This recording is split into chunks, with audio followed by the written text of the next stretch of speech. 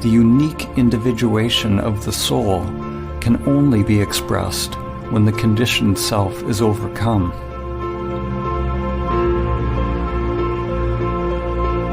Because we remain asleep in the matrix, most of us never find out what the soul actually wants to express.